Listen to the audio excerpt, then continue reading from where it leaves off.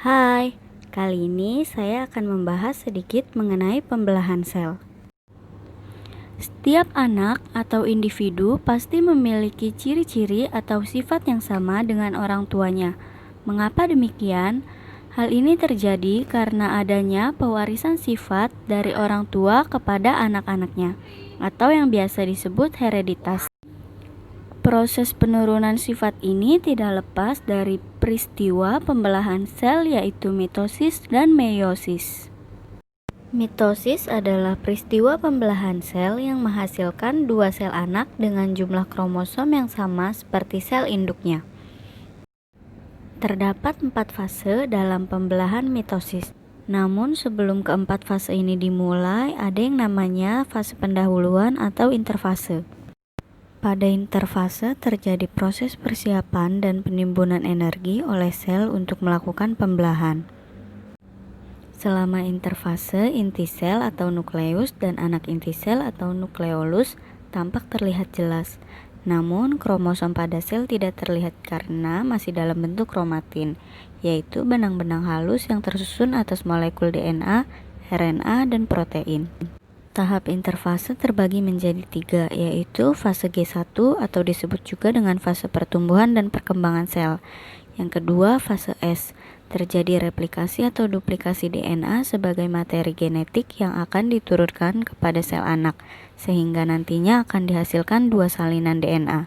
Yang terakhir, fase G2, replikasi DNA telah selesai. Terjadi peningkatan sintesis protein sebagai tahap akhir persiapan sel untuk melakukan pembelahan.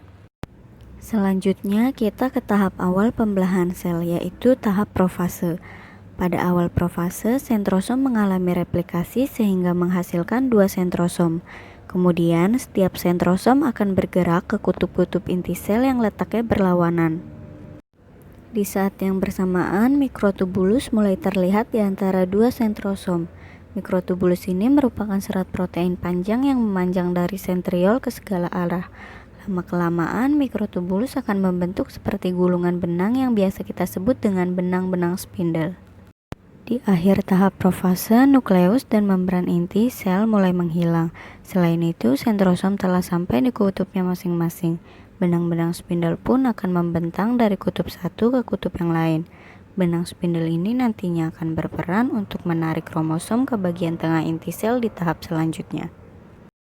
Yang kedua, tahap metafase. Pada tahap ini, nukleus dan membran inti sel sudah tidak terlihat. Masing-masing kinetokor pada sentromer dihubungkan ke satu sentrosom oleh benang-benang spindle. Kemudian, pasangan kromatid bergerak ke bagian tengah inti sel dan membentuk lempeng metafase. Posisi kromosom yang terletak pada bagian tengah inti sel membuat jumlah kromosom dapat dihitung dengan tepat dan bentuk kromosom juga dapat diamati dengan jelas. Yang ketiga, tahap anafase. Tahap anafase ditandai dengan pemisahan kromatid dari bagian sentromer yang kemudian membentuk kromosom baru.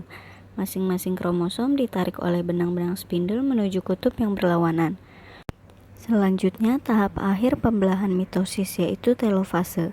Pada tahap ini, kromosom telah sampai di kutubnya masing-masing. Benang-benang spindle mulai menghilang dan membran inti sel juga mulai terbentuk di antara 2 kelompok kromosom yang terpisah. Kromosom semakin lama akan menipis dan berubah menjadi benang-benang kromatin kembali. Kemudian, sitokinesis telah selesai.